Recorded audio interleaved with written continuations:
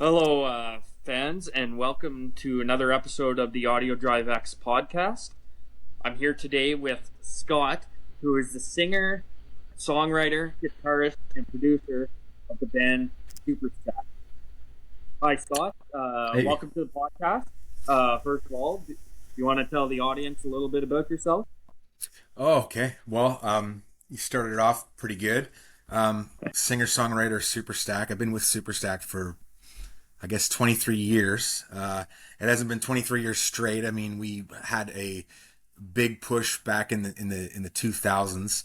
We had a single called "Kick It On Down" we made a video for, and we were known for our very, very 70s style and vibe.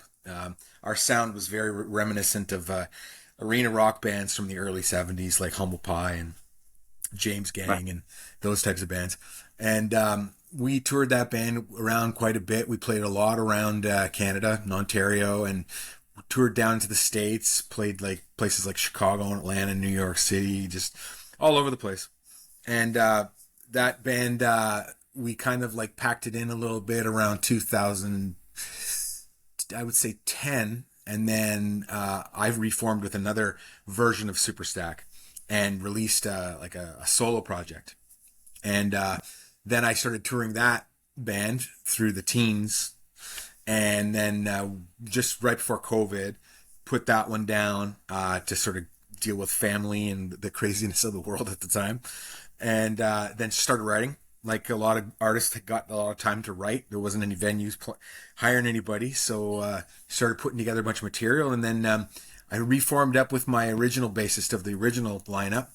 And we went into the studio with John Angus MacDonald of the Trues, and he produced 3 tracks on our album that we have right now that we've been putting songs out on. And so those tunes have already been released. There's "In Love Again," 25 Feet of Snow, which is a co-write with a great songwriter called by the name of Patrick Ballantyne, who did a lot of work with Gordie Johnson of Big Sugar. And Okay.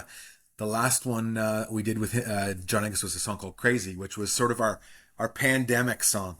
So quite political, not really angry, but just observational lyrics, about Nice. about how insane everything was at the time that we went through that For sure. pandemic. So, and then Yeah. after that, we sort of took off on our own and dropped into a couple of studios. A friend of mine's studio down in Hamilton, and then Union Sound down in Toronto, and then a couple around the area where I live up here near Collingwood, and just still releasing music and about to release another one. The last one we released was a song called "I Ain't Talking" or "Ain't Talking." It's kind of like an upbeat, fast sort of rocker, Yeah. and this next one that's coming out is one called "Runaway." And that's the first time I've said that, so it's Oh, nice. you hear it here first. Yeah, Yeah. yeah. Nice. Cool.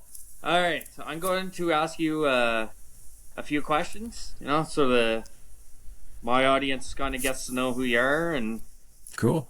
some of your followers might be interested in knowing. Yeah. So, who are some of your biggest influences as a musician? As a musician, Yeah. well, I would have, like, in terms of like known famous artists, I would have to say that Alice Cooper was a huge influence on me.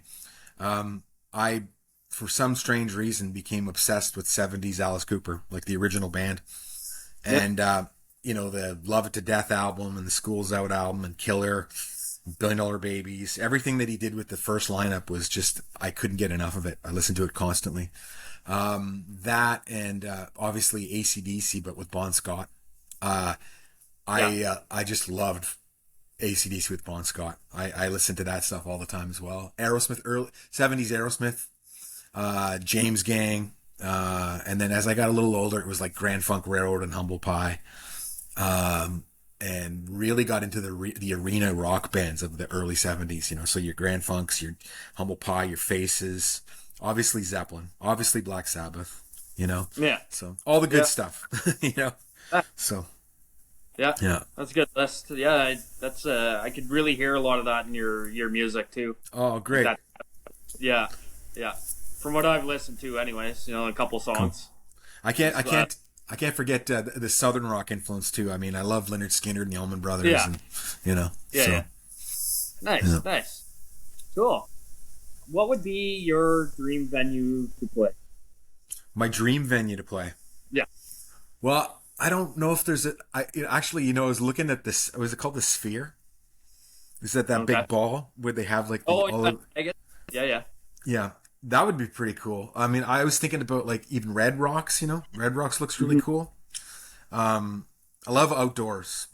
Outdoors are the thing for me. But I was actually talking about someone had asked me something. Was it yesterday or today? I can't remember. But I think it was today. And I said I'd love to be on a touring circuit with like the Americana sort of, not necessarily bluesy, but southern rock bands that are touring around, like your Yeah.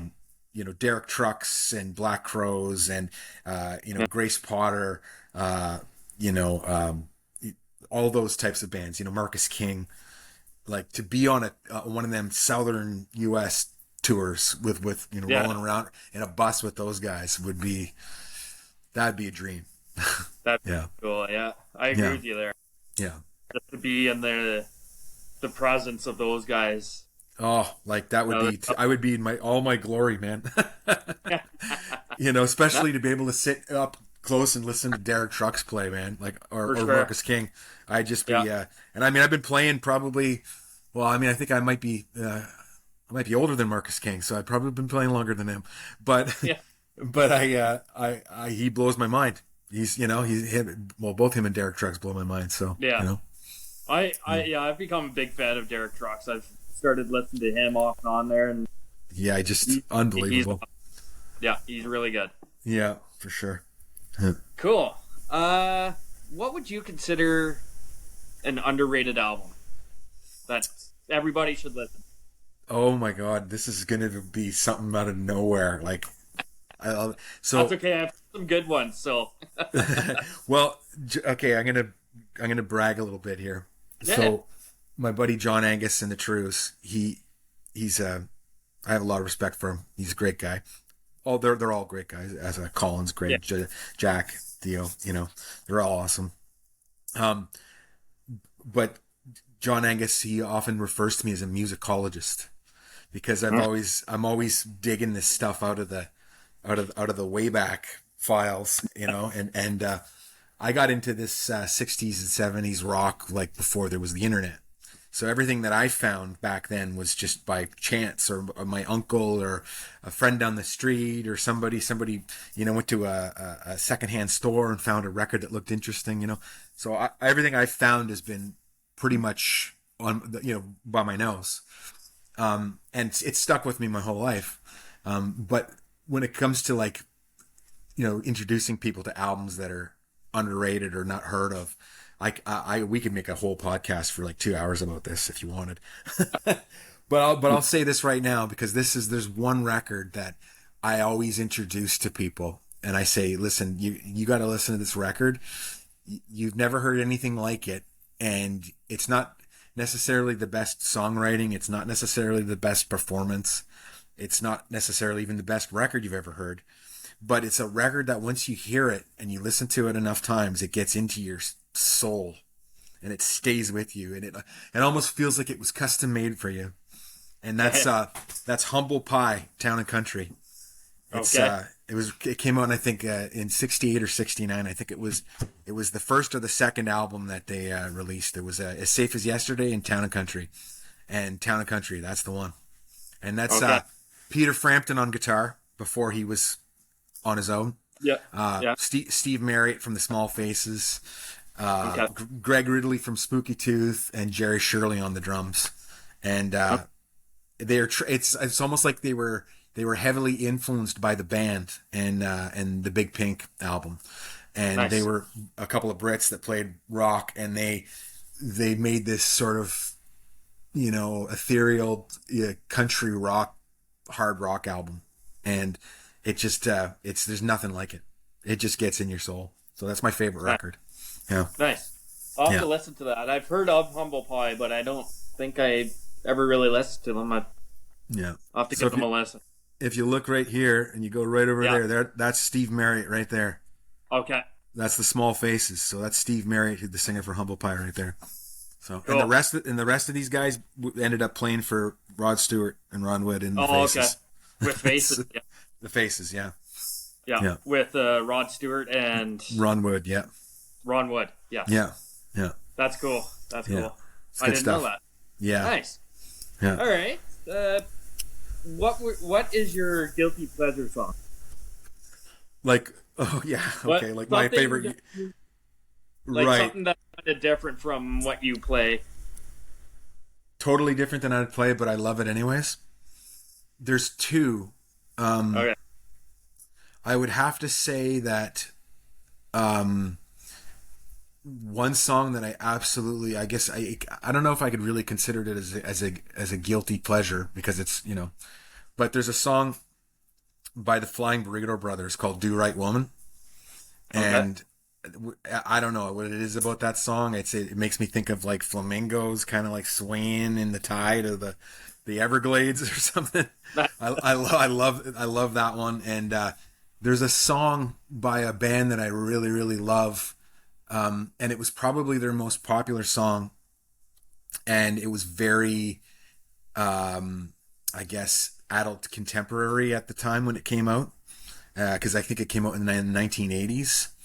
Okay. Like maybe 1980, and it's a song called "I Love You" by the Climax Blues Band. Oh, okay.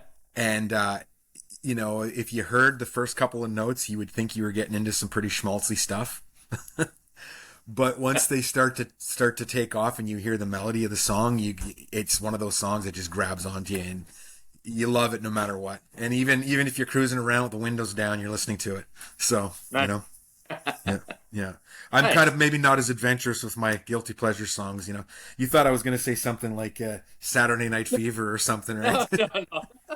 This is I've heard, Jive talking. everything is all good. It's Yeah, I love this Justin Bieber song. Let me tell you. No, just, yeah. I don't even know if I could tell you one song by him. I tell you. no, I don't think I could either, dude. I don't think I No. could either. Yeah. Oh No. well, hey, well, there. I got one for you. Lola Young. You know that one, Lola Young? What was it? The big one that made her super famous? I have I no don't know clue. where she's. Yeah. Anyway, anybody that knows will know what I'm talking about. I'm a rocker. Yeah, I'm it's a the song. rocker at heart Yeah, too. I'm giving it away now. No, the song that made Lola Young like blow right up. I thought it was a great song. But anyway, yeah, Yeah. I'll check that one out. yeah. Yeah, but I'm a rocker at heart, so some of these newer guys I don't even know. I've been listening to the new Shinedown album from Right. Yeah. last week. So Yeah. You're in the right zone then for the rock and roll. Yeah. Yeah. yeah. Yeah. Cool, man. Cool. Yeah. What would you consider the most influential event for music? Like the biggest thing that could happen that kind of raised the Raise the bar of consciousness. music. Yeah. I've actually talked about this before, and I really do believe that it was probably Woodstock. And the reason why I think that is because, you know, the whole idea of having like thousands of people in one room watching Yeah. one person what I'm like vocalize, which is like, you know, one person sharing their consciousness with like, you know, thousands. That sure. had never happened at that level until like Woodstock. And Yeah. now you have this field full of people that are young, open-minded, Mhm. you know, creative thinking youth that are like sponges Yeah. and some of them are on LSD and some of them are on mushrooms and peyote and whatever. So their minds are even more open. Yeah. Say no to drugs, kids. Okay. Stay in school. Yeah. Like- State school. Like what was it? James Brown used to say, stay in school, you know? Yeah. But so they were open-minded, right? And you've got these bands that were just, you know, super brilliant, like, you know, Crosby, Stills, Nash and Young, and they're getting up there and they're singing their beautiful, Joni Mitchell, they're singing their beautiful songs and they're emoting to all these people that are receptive.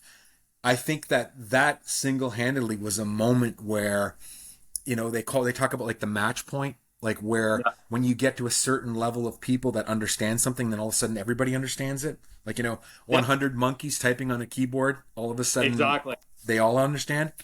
I Yep. think that was the moment that had happened right there. And I think that was a very transformative. I mean, I could be just, being No, a little Pollyannic and dreamy about it, but I think that was when it happened, yeah, for sure. Yeah. I like your take on that, and I like to add, like, for me personally, I would say, to add on to that, I think both the original Woodstock and the '99 Woodstock, as chaotic as it Yeah. was very influential in the music scene at that time. It pushed 100%. all the yeah, it pushed all that new metal. It really took off from there. So Not I just think, that. Yeah, not just that, but it showed the world how we changed too. yes, And it showed the world you had all these again young people and I think Yep. young people shape the world, right? Yep. You had all these young people that were going out to the second Woodstock saying, "This is our time, That's right. this is our chance," and Yep. and so everyone knew that it was special, so everyone was going there because the one that happened back in '69, it was a fluke. Yeah. Nobody knew that was going to happen the way it did. It's just exactly. the second one everybody knew, so all of a sudden you had this exodus of people that went down there to do this, and it quickly showed everybody like this is where we are now. So in terms of like a timestamp of like this is where we are, the human race at this point in time, Yeah. and how transformative those mass consciousness events can be, I think you're right.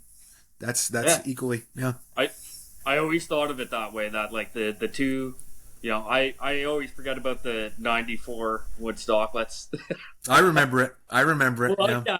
but I'm just saying, like, that one doesn't really stand out compared to, like, the '69 and '99. Like, just for the sheer power that happened at both of those. I remember one time the biggest concert I think I ever went to was Saarstock, Yeah. which is funny because it's kind of like COVID before COVID, right? Yeah. Like the SARS virus is, I guess it's the same. It's related to COVID, right? It's the same thing. But so that whole thing happened where, and it was a minor pandemic and, they were shutting down the airports.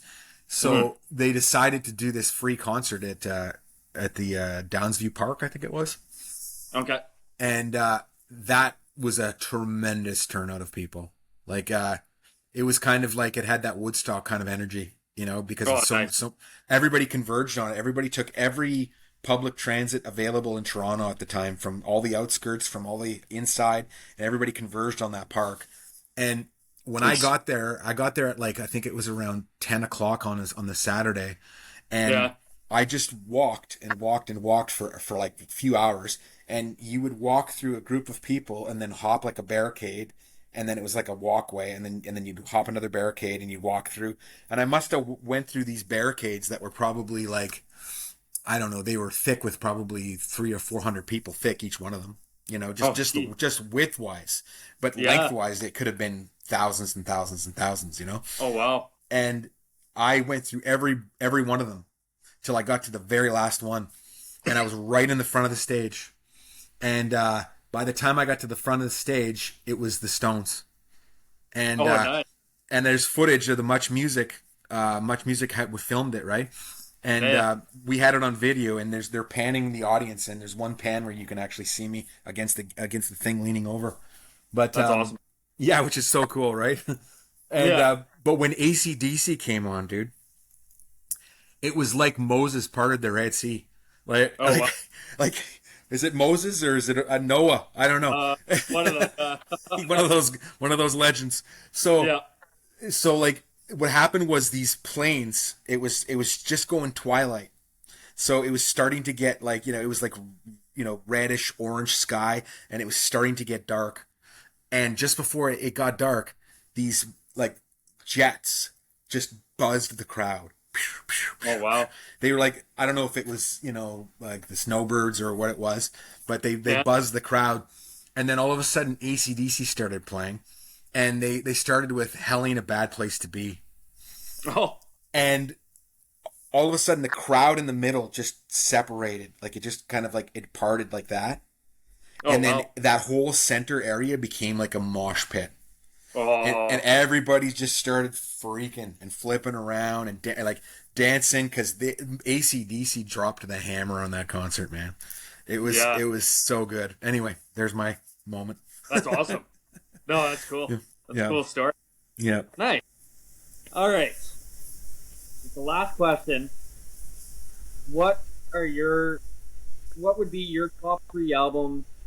No, if you were stuck on a deserted island, what three albums are you taking with Desert Island albums, eh? Okay, you? Yeah. yeah.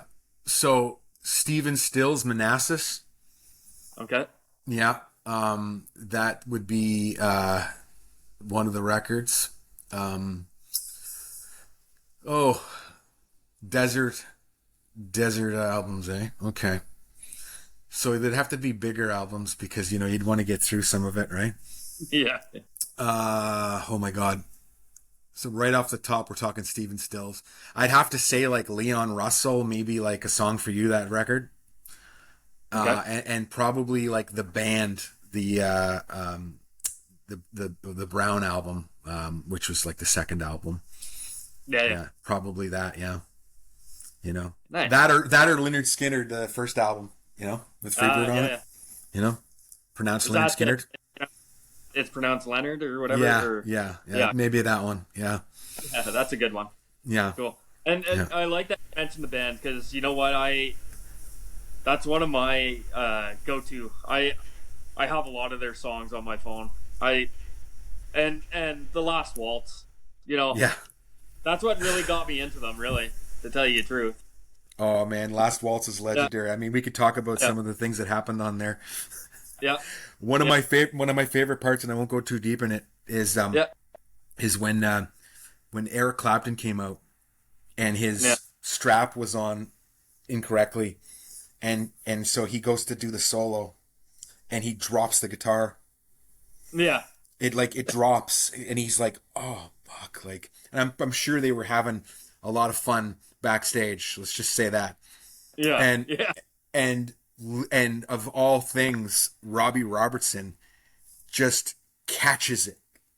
Robbie Robertson realizes in a split second what's going on, yeah, and grabs the solo and rips an awesome solo. yeah, And if anyone ever had doubted whether or not Robbie Robertson was amazing, that's the moment to say no, this guy's amazing. yeah, yeah. And That's, because here's Clapton and him, right? yeah, And I mean, we already know Clapton's amazing, you know. exactly. Yeah, So yeah. yeah, No, it's funny you mention that because I was literally one of the other interviews I did. We were talking about the same thing. yeah, Brought yeah. up they brought up the Last Waltz, and I was like, yeah, I said that part. I said that's an amazing part in that movie. Yeah, I also So love when Van Morrison came out and he was yeah, radio, and he's doing his kick. Man, I love Van Morrison. Man, his energy is so amazing. So I'd actually that's have a couple of his albums on the desert island too. You know, oh okay, fair yeah, enough. he had some great records. Yeah, Okay, if you think so. No, yeah. Well, I'm not bad. no, no, he's a big R&B guy, right? So Yeah, if you, I was never really a big yeah. fan of his. Oh, okay. Yeah. Yeah. Well, But it's an acquired taste, eh? If you like old Motown and R&B, then you can kind of get yeah, into it. Yeah. yeah, I can see that. Yeah. Awesome. Okay, well, thanks for that's all the questions I have for you. But thanks for joining me for this interview. And where can everybody find your music and follow you? Well, we're on every streaming platform I think there is. So, I mean, Okay. if you go to Spotify, Apple, Deezer, whatever your streaming preference is, we're on all of them. We're also on YouTube, like YouTube Music. Okay. Excuse me. And so we have Linktree. So it's Linktree with all the information / Superstack band. Yeah. and we have one for me as well. So Scott Donnelly Music. I have solo stuff that I put out. So my Spotify for Superstack gets a lot more monthly listeners because it's been active. Yeah. But my solo stuff doesn't. But there's some really cool tracks back there that were released. It's almost a full record. Okay. And yeah, so if you go to the link trees for Scott Donnelly Music or Superstack Band, you'll find it. We're on Facebook. There's several pages. There's fan pages. There's official page, and then there's a page for the old version of the band, and then there's also a page for me when I was solo. Okay. TikTok, YouTube, Instagram, both me and the band, plus a bunch of other sites that people haven't probably never heard of, like Blue Sky and Upscrolled, and TikTok, obviously. So Yeah. yeah, we're everywhere. Awesome. Yep. Cool. Cool. Yeah. Well, like I said, thanks again, for doing this interview. And, Yeah, no problem. It was great to meet you, man. I had fun. Yeah.